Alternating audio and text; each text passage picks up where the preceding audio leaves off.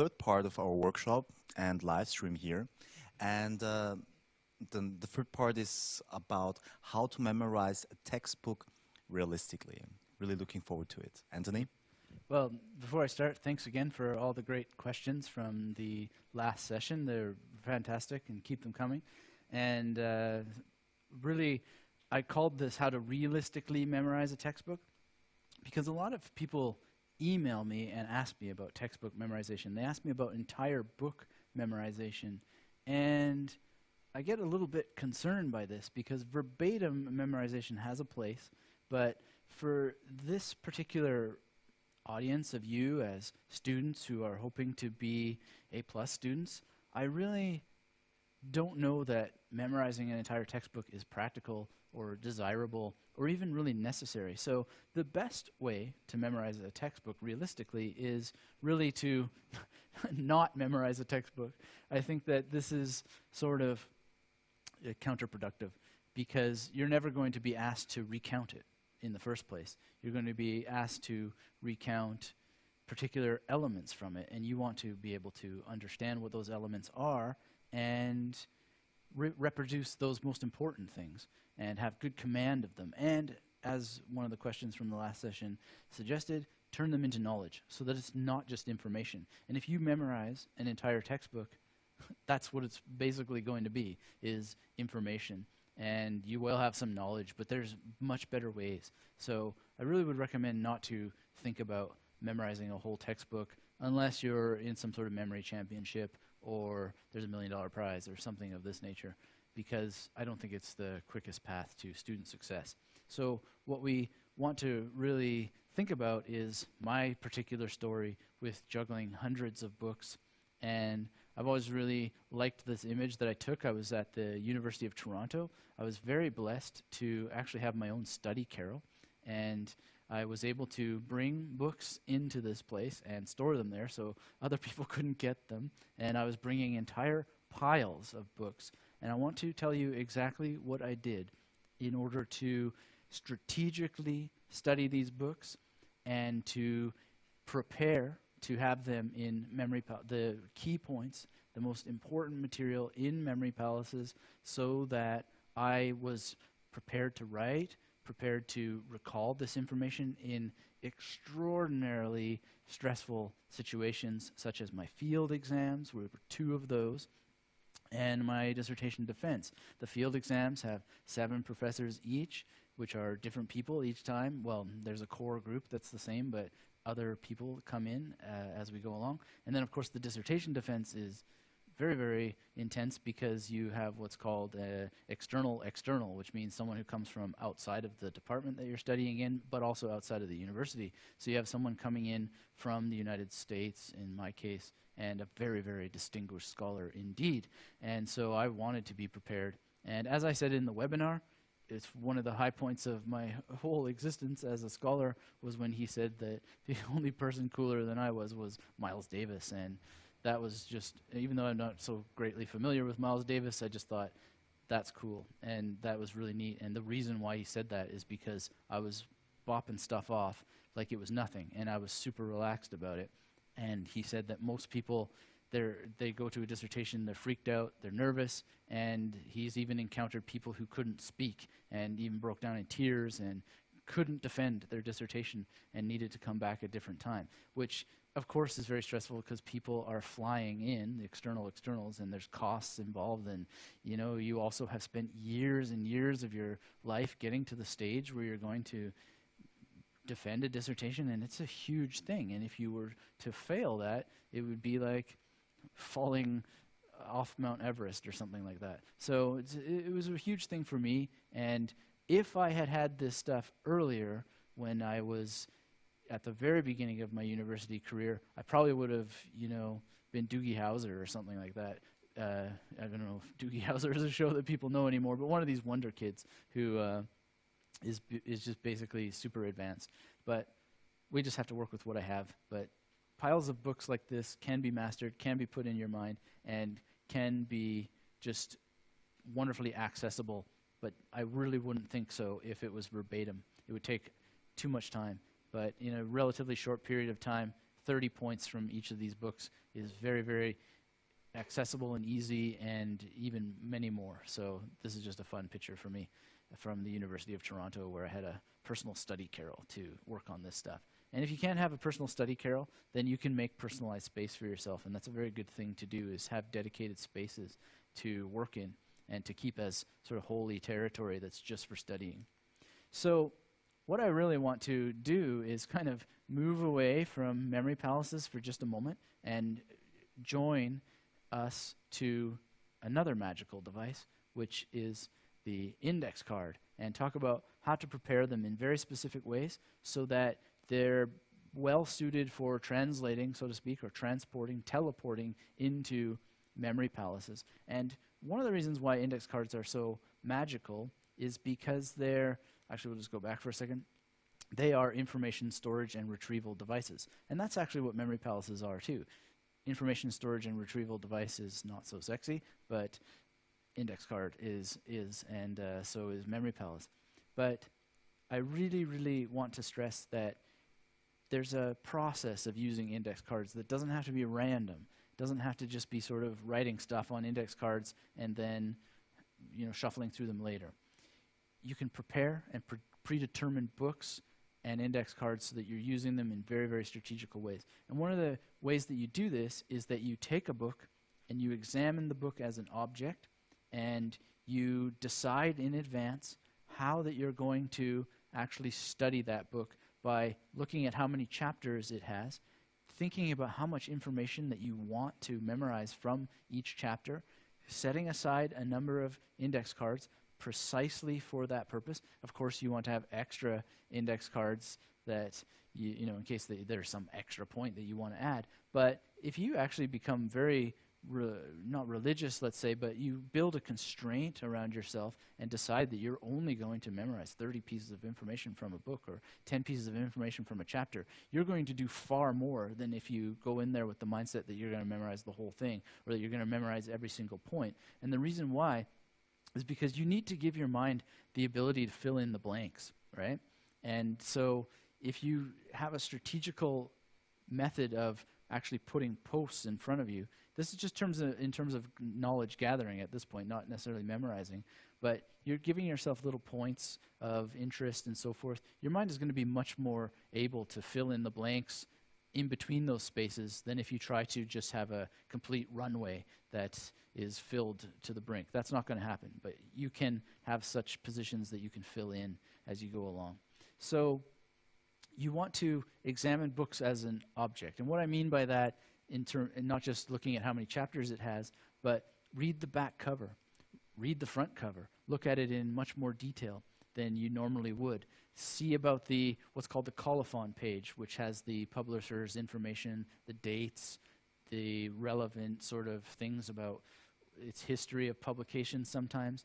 And I really, really recommend not just reading the table of contents, but looking through the index as well, because the index gives you many, many clues about what might be interesting in that book, what might be important, and what the book covers. So it's almost like a more detailed table of contents, and you want to spend some time just looking at that. I mean, I'm talking not about hours of time examining the book. I'm talking about 5-10 minutes, even less, to get a sense of what it is as an object, how it's been structured, what kinds of things you might expect, so that you're allowing your conscious and your unconscious mind to go ahead of you before you start to go into that book. And if you're not required to read the book, if you're just doing it as part of your own research, I really recommend reading the conclusion. And the reason for that is if the author doesn't come to a compelling conclusion, then you may not want to retrace the process that the author took in order to get to that less than stellar conclusion.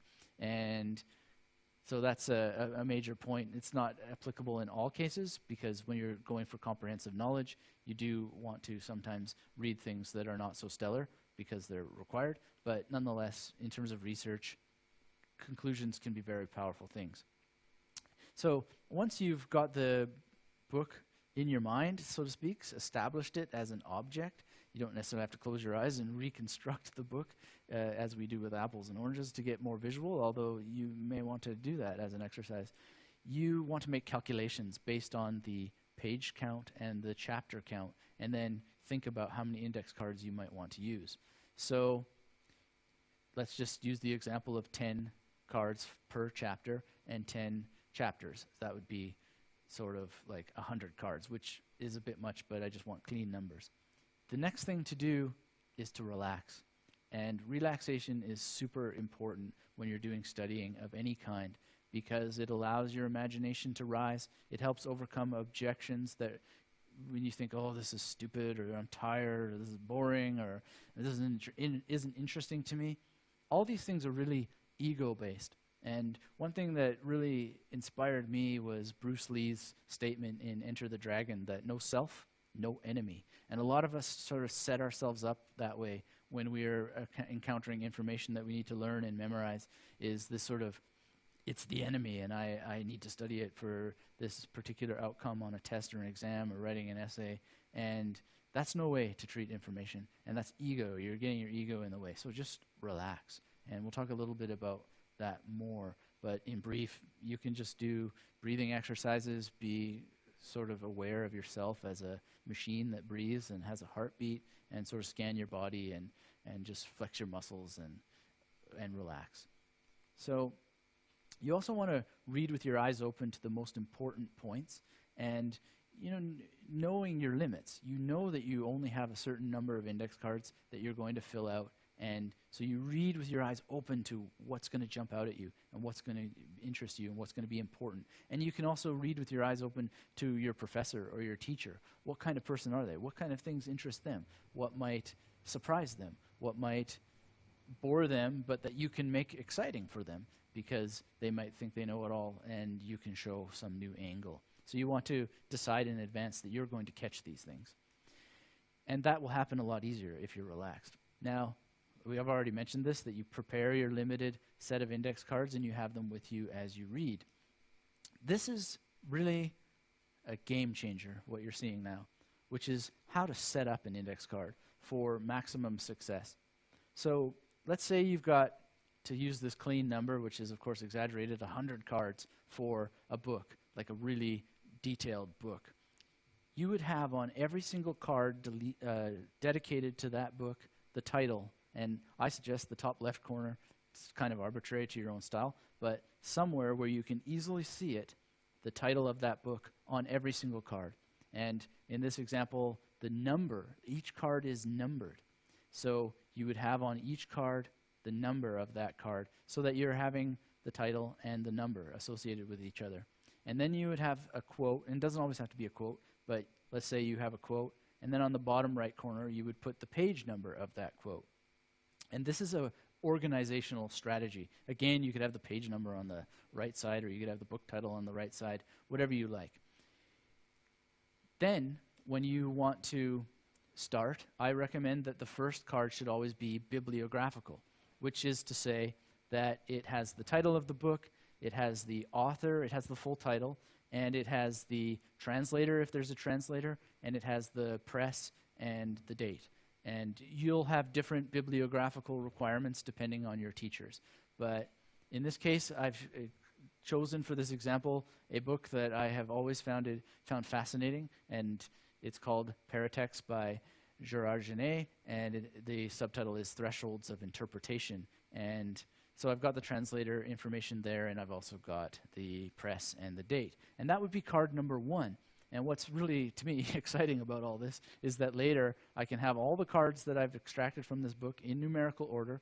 Don't need to have them in numerical order for memorization or use later, but I can put an elastic band around them. Actually, elastic bands aren't that great because they decay and then they get all sticky and weird, but a thread works very nicely, and have them gather together, put in a shoebox, and then you have cards for every book bound together, and you see instantly on the first card what it's called and its bibliographical information. And that's just really game changer for me as a person who does massive amounts of research.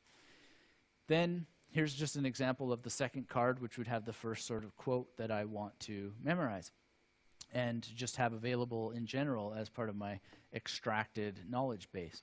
And here's just a quote: in the classical period, large formats, quarto, were reserved for serious works, that is, works that were religious or philosophical rather than literary. And I wanted that specific quote rather than just saying important books were big. right? I wanted that specific quote because he's talking about quarto, and that's very important, and he's really getting into the detail of what kind of books, religious, philosophical, and so forth. So in this case, I wanted a specific quote, but it doesn't always have to be quotes. It can also just be ideas that you get as you're reading, and I would recommend you put the page number of where that you got that idea so that you can refer back to it again.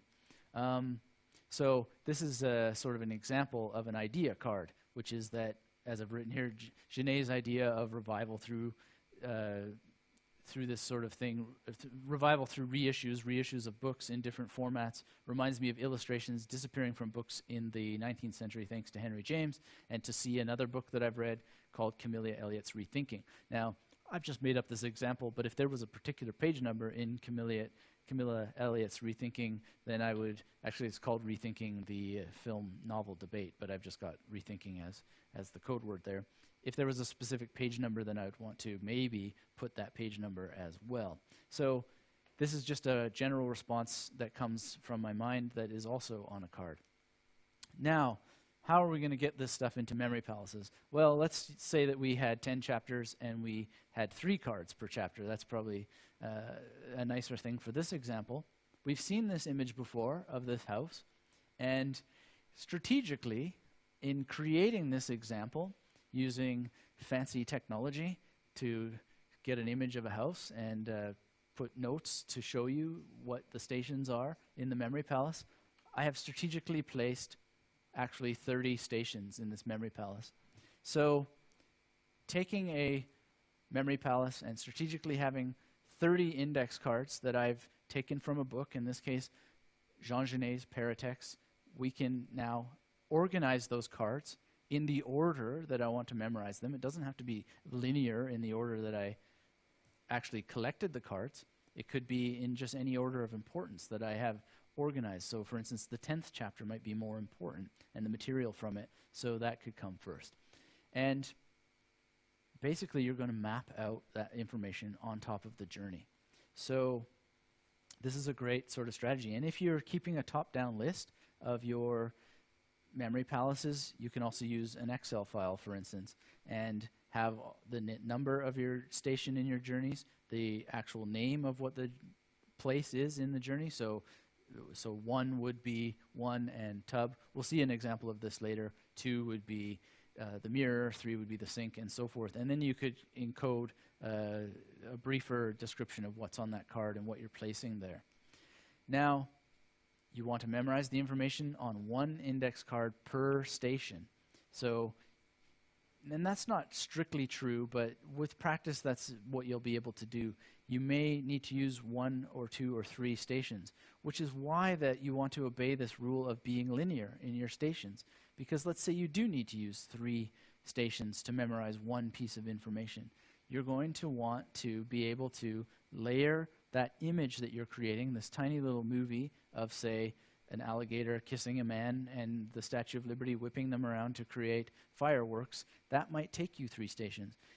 With practice, it shouldn't, but with things like verbatim, like poetry, you will want to use more than 1 station. And if you haven't constructed your memory palace in a linear journey, and your station is here and there, you're not going to be able to do this. You're not going to be able to make a linear movie that you can replay in your mind. But in general, 1 piece of information per station should be quite sufficient with practice.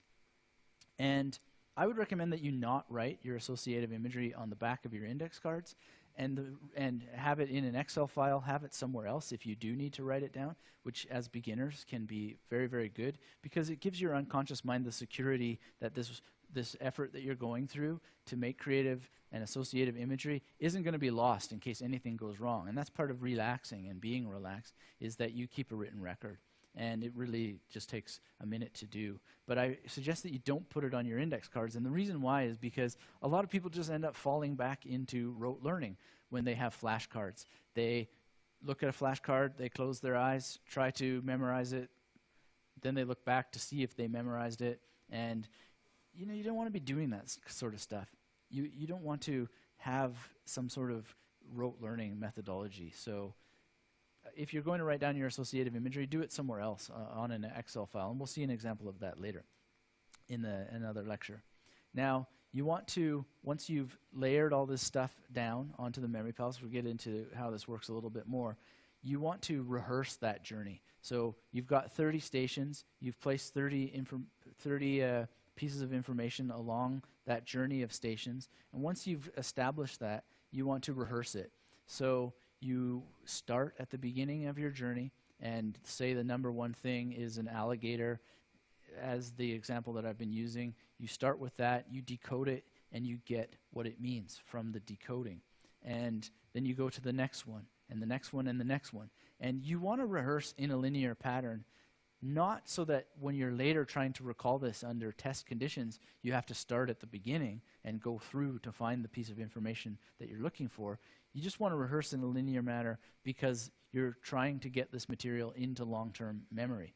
And so that you just pop to it. You just jump to that particular place. And a lot of people, I was in a discussion recently, just the other day, on mnemotechnics.org, which I invite, well, it's not mine to invite you to, but I recommend that you go and visit it. And we were talking about this sort of effect that happens where merely by going through these procedures, you don't have to go there. You'll have a flash in your mind of the memory palace journey, and you'll sort of have a sense of it, but it's not as if you got to start at the beginning of a journey and then go to this particular place by following the Hansel and Gretel trail of crumbs to find your way out of the witch's oven to get back to your parents. This isn't the case at all. The effect is that you actually just leap to where you need to go because you've gone through these steps, and it's incredibly powerful. So we want to rehearse all of this, and we'll get more into what is involved in rehearsal in a following talk. So to summarize what we've done so far, index cards are really miraculous storage and information retrieval devices. And you can memorize from them easily and use them for writing down ideas and just interacting with information in amazing ways, and then use them for writing later. And you can organize the index cards to match the order of your memory palace. And when you're not even using them for memory palace journeys, do we have a little time for a little story? Stefan? Sure. Yeah. Without even memory being involved, I just would give you a little tip about being able to actually make these even more powerful for writing, which, as I suggested, keeping these together, tied with string in a shoebox or so forth, all the books that you've read.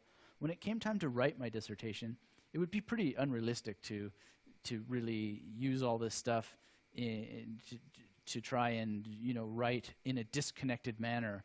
So what I did is just imagine being in Manhattan in an apartment looking over the Hudson River and removing all of the furniture from the living room and putting it in the bedroom, and for a period of time that annoyed the person I was living with at the time, I put out the index cards on the floor and put them into the order that I wanted them in order to write my dissertation. And it was incredibly powerful. It took the time of thinking, it made the time of thinking about what I was going to do, how I was going to do it very, very quickly, because here's chapter 1, here's chapter 2, here's chapter 3, here's chapter 4. Wait a second. This point really belongs in chapter 2 from chapter 4, and this point from chapter 10 belongs in chapter 6, and I could just build an outline from index cards, and then later just sit with card number 1 and begin to write. So the application for this is a double whammy. You have the ability to take these cards, look at them, put them into the memory palace, and then you also have the ability later to use them to write an outline in a, let's say, non-linear planning stage that you then turn into a linear piece of prose in chapters and so forth. So I think that's really a time saver. It does seem like it involves a lot of effort and a lot of steps, but once you do it once and you see exactly how efficient this is, it really changes everything. And later, if you're writing books, even blog posts, you can do some research and just organize things. A lot of people love their apps and computers and organizing things this way, but there's something to being able to do this with paper in your hands. And so this is a strategy for getting the material organized and entering information into a memory palace so that you can create the associative imagery.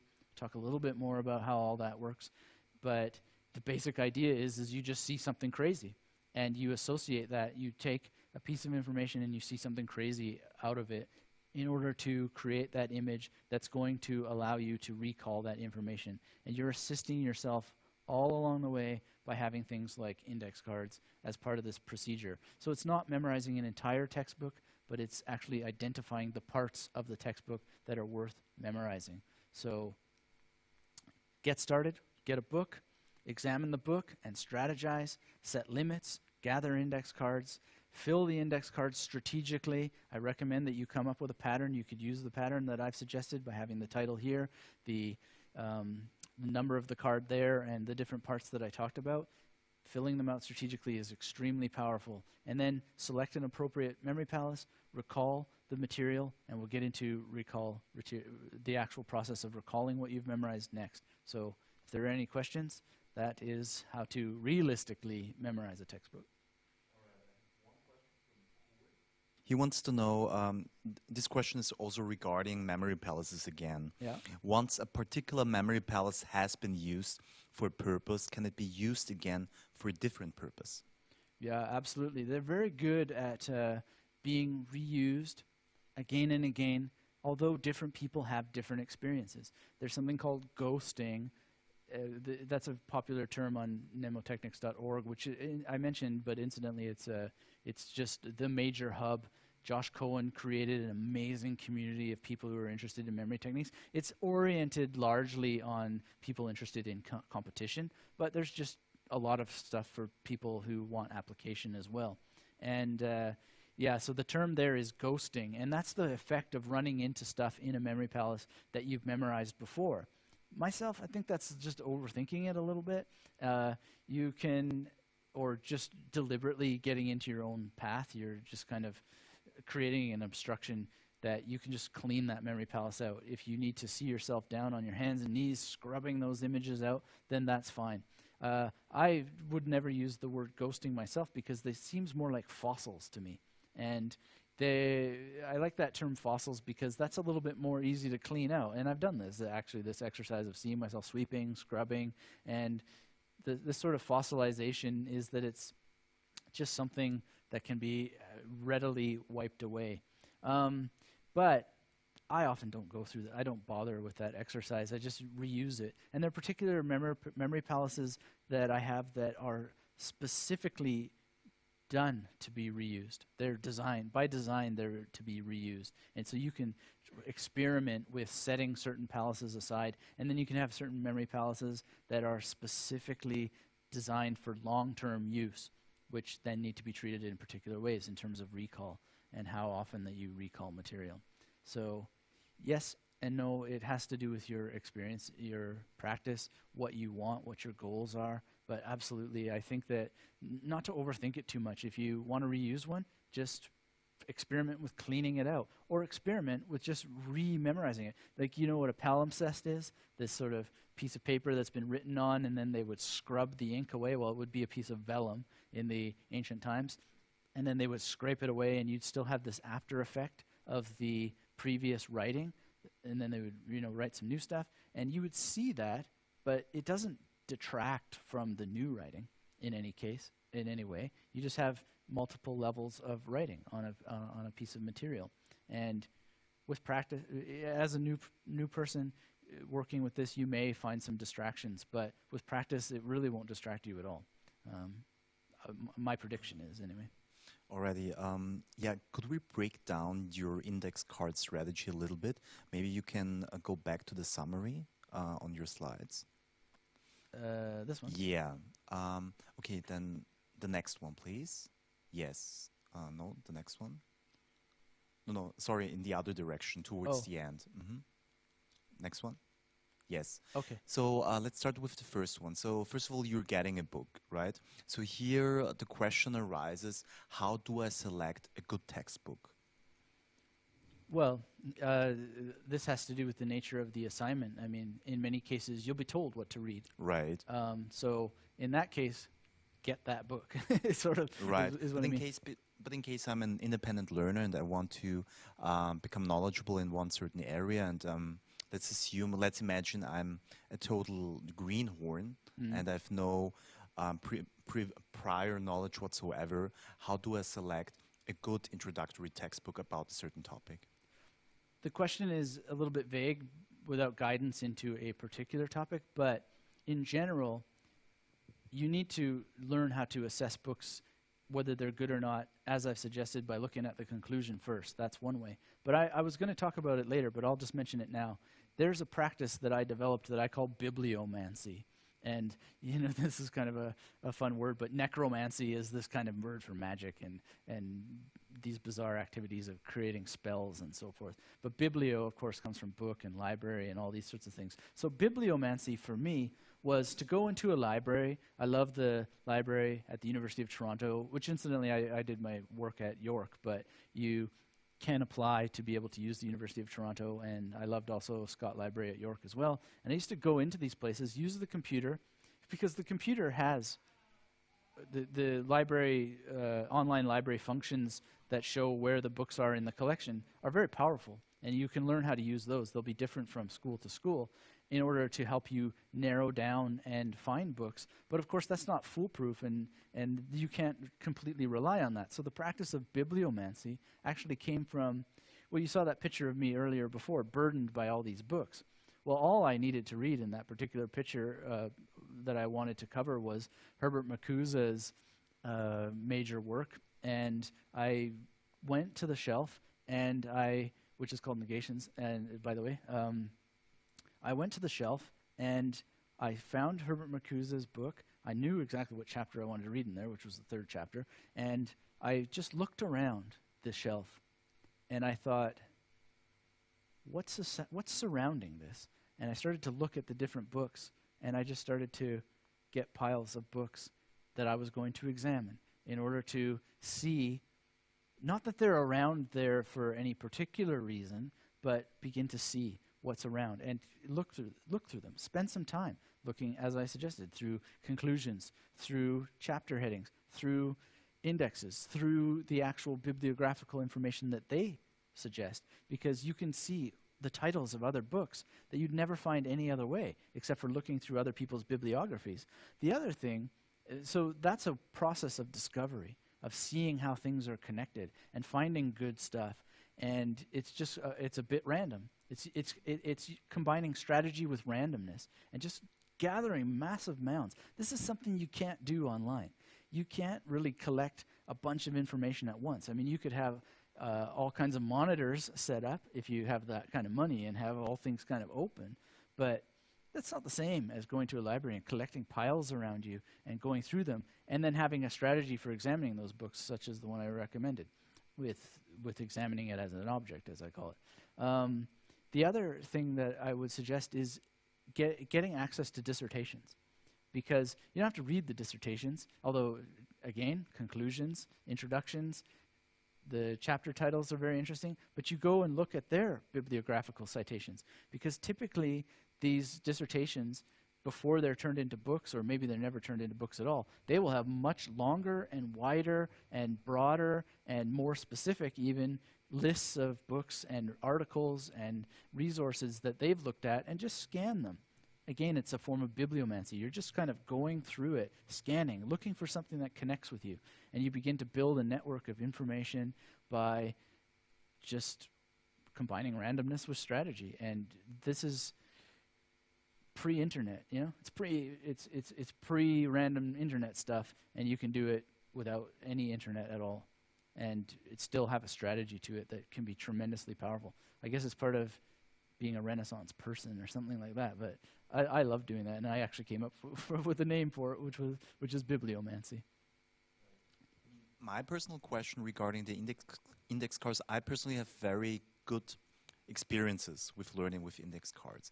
But the thing that is kind of overwhelming is that I caught myself spending way too much time filling out the index cards, right? I mean, you are reading the book, right, and then you're thinking very hard, what shall I include in the index card, right? And then you're writing, and sometimes there's so much information and you're really having a hard time to break it down and to make it crisp. And then I have index cards that are overcrowded, or there's too much text on them. and then it's really a pain to revise them, yeah, because they're not really clear, and you cannot um, you cannot recall the information with one glance. So, do you have specific advice how to avoid that trap and how to avoid spending too much time on creating those index cards? I had the exact same problem. And that's why I came up with the idea of, wait a second, I'm spending too much time filling out index cards because I'm coming with a massive stack and I'm just filling out stuff randomly. Oh, that might be useful later. That might be useful later. And I thought, you know what? What would happen if I set myself a limit? There are going to be no more than 30 cards out of this book. End of story. Like, I have to get it down in 30, and if that doesn't do it, then there's no more. That's it. Because, you know, people often use the word scarcity mindedness in a lot of different areas, and I think we have that when we study as well. We have this scarcity mindedness that we're never going to have enough, and you know, we need to pile and pile and pile. But the fact of the matter is that if you really can't make knowledge out of 3 points out of a chapter, then you're kind of in trouble. You know, you want to be able to get just the key stuff, and you want to be able to actually memorize that material, have it encoded somehow in a way that launches you into connecting and recalling all the other parts of the chapter or the other more significant stuff. So you actually gain more by less. Just like a sonnet gains more through actually removing possibility, you supercharge it, and your mind actually will fill in those blanks, and you'll have a much greater impression by having a smaller amount of focused impressions. Does that make sense? So my biggest thing is to be disciplined about setting limits and be Right. strategical. But how do you know what's the right amount of number of cards is? I mean, let's say, I mean, for instance, imagine you are a math student, right? And as far as I know, in Austria, there is only one very big exam each year, and the average medication curriculum lasts 6 years. So you have one big exam, right? Mm. And you have to memorize a crazy amount of books. So the strategy to set limits, like, doesn't really sound appropriate or manageable. How do you cope how do you cope with high stakes exams that are quantitative, so big? Well, the first thing I would say is, to be perfectly honest, I've not any experience at all in medical school. Right. I did English literature, I did media and communications, and I did a PhD in humanities, and specifically in friendship and film. So that's the first thing, is that my advice is coming from that sort of experience and what I came from. However, that said, inside of medicine, as I understand it, there are specific genres. There are specific areas of interest. And in my area as well, there is no clear border. There's no clear border where it begins and ends, but there are genres within it. And you can get a sense of the outer limits and the inner limits. And in the case of medicine, again, I can only speculate, but my intuition and my general understanding of what goes on in these areas is that there are organized genres, and it's a matter of actually just being strategic about it. And if you need to memorize 100 definitions of, say, cellular parts, or let's say you need to memorize not only the names of medications, but also their side effects, what organs they affect, the positive and negative sorts of things that they do to organs and certain outcomes, and connect all that sort of stuff. If you want to be able to manage that, I think the process is the same. You want to be able to go into there with a strategy in how you're going to read, and then you want to actually collect the key points that really first come to your mind as interesting and get going somewhere, and then begin to connect and connect and connect. I had an aunt who did her BA, well, I still have her, but she did her BA in psychology, and she used to do this sort of stuff, not with index cards, but she would read a book from cover to cover with no notes, nothing. Just read it from cover to cover. And then she would read it again and highlight the stuff, right? So she's building general knowledge, and then she's narrowing down and going down. My suggestion would be something similar of that nature if I had to cover something broad. But it's kind of a challenge that I would like to do. I've always fantasized about being a lawyer. So I think that to really speak directly about that, I'd have to go and do something about it. But in general, I think that when people are, not to corner anyone or point any fingers, but when people are coming up with these kind of, well, it's so much massive amounts of information and so forth, that's kind of putting up a barrier for yourself that isn't real. People do these exams, they pass the exams, and they are able to do it on the basis of comprehensive knowledge. And you also want to, as much as possible, specialize in certain areas. And I think through specialization and interest in specialization, you can more readily gather other pieces of information together from other fields and see the connections because you're focused in a particular area. So again, I'm sort of speculating without having ever gone to medical school, but Okay, got it. On point 5, you're saying select an appropriate memory palace. What does this mean exactly? well, first of all, it has to do with a number of available stations within it that you're able to match the amount of material to what can be done inside of that memory palace. It also has to do with your longer term strategy. So one of the things that I talk about is alphabetizing memory palaces. And is there a way that you can alphabetically create a number of memory palaces that are alphabetized in a strategical way so that if you were dealing with something like medicine, you could have a M memory palace for medication. You could have a palace for anatomy, or even a series of A palaces, A1, A2, A3, A4. And you want to have an appropriate memory palace that fits into those areas. You can also, in terms of being strategical, you can think about whether the memory palace suits in the sense of the theme of the memory palace. Like, is something from your family history going to be as good as something on your campus where you have deep associations with your medical school? Would your girlfriend's house be as good as your doctor's office for things that are, medically related? That's a part of strategy as well, and appropriateness. So, and you can experiment with that. I personally think that myself, it's irrelevant what kind of memory palace it is in many cases, but I think some people would benefit greatly if they're dental students from using their dental office or their dentist's office, and maybe even visiting other dentists if that helps them. But I think you should actually work towards having the memory palace appropriate in terms of how many stations it has, rather than whether you're using a medical campus to memorize medical stuff. You want to be able to just use it from a cold clinical level in an abstract sense, so to speak, that you can just memorize information and use memory palaces based on how many stations it has.